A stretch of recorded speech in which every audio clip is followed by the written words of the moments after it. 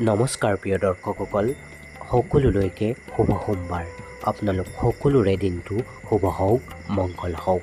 প্ৰিয় দৰ্শকসকল, কেইবা মাহৰো অন্তত বাবা অগ্নিনাভৰ এটি অলৌকিক ঘটনাৰ ভিডিঅ' লৈ আপোনালোকৰ আগত প্ৰস্তুত হৈছোঁ, যিটো ঘটনা দেখিলে বা শুনিলে আপোনালোকো হতবাক নহৈ নোৱাৰিব। বন্ধুসকল, আমি হততে দেখি থাকোঁ অগ্নিনাভ মন্দিৰক লৈ পিনি বহুত বিতৰ্ক চলি থাকে। আৰু আজি আপোনালোকক যিটো ভিডিঅ' দেখুৱাম, মই এই ভিডিঅ'টোৰ কথা, এই ঘটনাটোৰ কথা গম পাই আপোনালোকক শ্বেয়াৰ নকৰাকৈ নোৱাৰিলোঁ। যিটো এটা অলৌকিক ঘটনা, যিটো দেখিলে আপোনালোকে সঁচাকৈয়ে আচৰিত হ'ব। আৰু যিসকলে অগ্নিনাভ বাবাক এতিয়াও বিশ্বাস কৰা নাই, তেওঁলোকে চাগে নিশ্চয় এই ভিডিঅ'টো দৰ্শন কৰিলে বিশ্বাস কৰিব। ভগৱান মহাদেৱ তথা বাবা অগ্নিনাভৰ মহিমাসমূহৰ বিষয়ে বৰ্তমান নজনা কোনো নাই। প্ৰত্যেক দিনাই এই মন্দিৰ ভাগত অজস্ৰ অলৌকিক মহিমা ঘটা দেখিবলৈ পোৱা যায়। এগৰাকী কণমানি কিশোৰী, যাৰ নিয়মীয়াকৈ ঋতুমতী হোৱাত কিছু বাধাৰ সন্মুখীন হ'ব লগা হৈছিল। কথা বিষম দেখি কন্যাগৰাকীৰ মাতৃগৰাকীয়ে ভগৱান অগ্নিনাভলৈ মনৰ পৰাই এভাগি সেৱা ধৰি কন্যাগৰাকী যেতিয়াই সুস্থ হৈ উঠে, তেতিয়াই অগ্নিনাভ মন্দিৰ দৰ্শন কৰিম বুলি মনতে আশা পুহি ৰাখিছিল। ভক্তসকলে পবিত্ৰ অন্তৰে অগ্নিনাভ বাবাক কিবা এটাৰ বাঞ্ছা কৰিব, আৰু সেই বাঞ্ছা ফলপ্ৰসূ নহয়, সেয়া জানো হ'ব পাৰে? কন্যাগৰাকীৰ ওপৰত বাবাৰ কৃপা বৰ্ষণ হোৱাৰ বাবে কন্যাগৰাকী পুনৰবাৰ নিয়মীয়াকৈ ঋতুমতী হ'বলৈ আৰম্ভ কৰিলে। এইখিনিলৈকে সকলো স্বাভাৱিক আছিল। অস্বাভাৱিক ঘটনাটো হ'ল যেতিয়া কন্যাগৰাকী সুস্থ হয় আৰু সুস্থ হোৱাৰ পাছত প্ৰতিশ্ৰুতি অনুসৰি অগ্নিনাভ মন্দিৰ দৰ্শন কৰাৰ কথা আছিল। আৰু সুস্থ হোৱাৰ পাছত পাহৰণিৰ গৰাহত পৰি প্ৰতিশ্ৰুতি তেওঁলোকে ৰক্ষা কৰিব নোৱাৰিলে। তাৰ ফলত বাবাই কন্যাগৰাকীৰ ওপৰত তেওঁ চমৎকাৰ দেখাবলৈ আৰম্ভ কৰিলে এভাগি জতা দি। আৰু এই সম্পূৰ্ণ কথাখিনি আপোনালোকে কন্যাগৰাকীৰ মাতৃগৰাকীৰ মুখেৰেই শুনক। নমস্কাৰ, জয় জয়তে মই অগ্নিনাভ বাবাক শত সহস্ৰকোটি প্ৰণাম জনাইছোঁ। লগতে শিখাবাৰ চৰণত শত সহস্ৰকোটি প্ৰণাম। মোৰ নগাঁৱত ঘৰ। মোৰ ছোৱালীৰ মানে নোৱাৰাৰ অকণমান প্ৰব্লেম হৈ আছিলে। তাই প্ৰতি মাহে মানে তুলনি হোৱাৰ পৰাই মানে 8 মাহ 7 মাহ 9 মাহ এনেকুৱাৰ পাছে পাছে মানে তাই নোৱাৰা হয়। তাৰপিছত মই বহুতো ট্ৰিটমেণ্ট কৰিছোঁ। ট্ৰিটমেণ্টত মানে ইমান সুফল পোৱা নাই। মই মানে শিখাবাৰ ভিডিঅ'খিনি চাই ফেচবুকত মই মানে বাবাক মানে মনে প্ৰাণে আৰাধনা কৰিলোঁ। মই কৈছোঁ, বাবা যদি মানে ছোৱালীজনীৰ মানে ভাল হৈ যায়, নোৱাৰাটো কণ্টিনিউ হয়, তেতিয়াহ'লে মই মানে আপোনাক 6 মাহ বা 1 বছৰৰ ভিতৰত আপোনাৰ চৰণলৈ যাম শৰাই লৈ। তাৰপিছত ছোৱালী 4 মাহ কণ্টিনিউ নোৱাৰা হ'ল বাবাৰ আশীৰ্বাদত। মই কিন্তু মানে 4 মাহলৈকে অহা নাছিলোঁ। মই জনা নাছিলোঁ। মই নিজেই কৈছিলোঁ যে 6 মাহ বা 1 বছৰতহে যাম।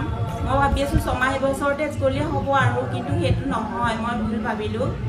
যেতিয়া তাই 4 মাহ কণ্টিনিউ নোৱাৰা হ'ল, তাৰপিছতে তাই 4 মাহৰ দিনা ধৰক 4 মাহৰ দিনাখন তাই নোৱাৰা হৈছে। নোৱাৰা হওঁতে মানে প্ৰথম দিনাখন মই তাইক ক'লোঁ, তাই মানে চুলি সৰিছে, য'তে য'তে চুলিগাল সৰিছে। তাৰপিছত মই ক'লোঁ যে মা, চুলিখিনি মই বেনি গাঁঠি তেল অলপ সানি দিলোঁ।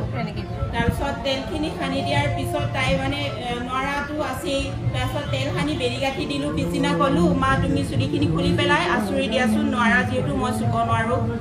তাৰপিছতে তাই চুলিখিনি কৈছে, মা মই চুলিখিনি একো কৰিব নোৱাৰোঁ। মই কৈছোঁ, কিয় কৰিব নোৱাৰা? মই অকণ খঙতেই কৈছোঁ, কিয় কৰিব নোৱাৰা? কৈছে, মই নোৱাৰোঁ, চোৱাচোন। চাইছোঁ, তেতিয়া মানে বাবাৰ জত বান্ধি গৈছে।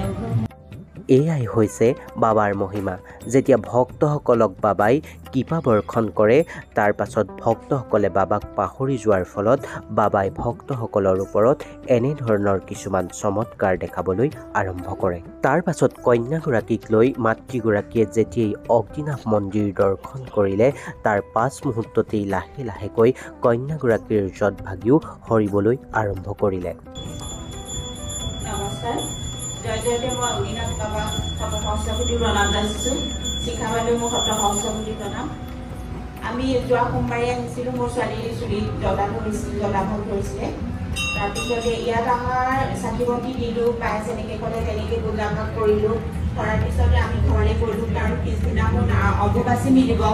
অম্বুবাচী মিলিব বুলি আমি দৌৰা দৌৰিকৈ গৈ আমাৰ ধৰক 12টা 12:30মান বাজিছে। তেতিয়াই গৈ পেলাই আমি কি কৰিলোঁ, ছোৱালী মই গা ধুৱাই দিলোঁ, বান্ধি গাটো ধুৱাই কজল দি আকৌ হেৰি ধুৱাই পেলাই ইয়াৰ পৰা বৰচাকিৰ পৰা যি তেল দিছিলে তেল মাথাত সানি মই মানে অলপ অলপকৈ পনিয়াই দিলোঁ মূৰটো। পনিয়াই দিওঁতে তলত যি ভাগ জোতা আছিলে তলৰ জোতা ভাগ লগে লগে খুলি গৈছে। বৰচাকি তেল দিয়াৰ পিছতে লগে লগে খুলি গ'ল।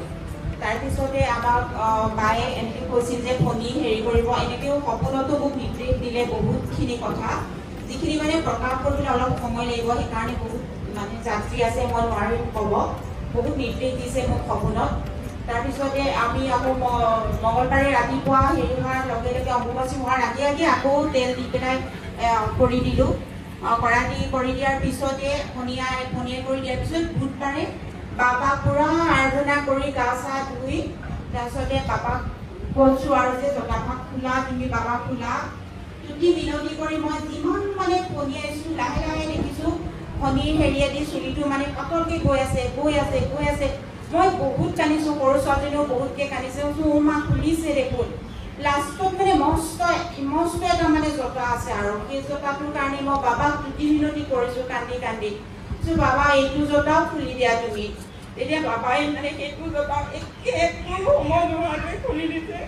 নহয় ভাগ বুলি ক'ব, সেই ভাগ জোতা ভাগ খুলিলে, পুৰা খুলিলে, একে দাঁত যিটো সেইটো খুলি দিলে।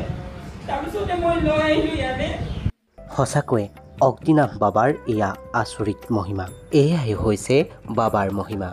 বাবাক যদি পবিত্ৰ অন্তৰে ভক্তসকলে কিবা মনৰ মনোবাঞ্ছা বাঞ্ছিত কৰে আৰু বাবাই সেই মনৰ মনোবাঞ্ছা নিশ্চয় পূৰণ কৰিবই। এই কিশোৰীগৰাকীক যাতে বাবাই অতি সোনকালে সুস্থ কৰি দিয়ে, তাকেই আমি বাবাৰ ওচৰত প্ৰাৰ্থনা কৰিছোঁ। সেয়েহে প্ৰিয় দৰ্শকসকল, আপোনালোকেও য'তেই আছে তাৰ পৰাই বাবাৰ শ্ৰীচৰণত এভাগি সেৱা ধৰক।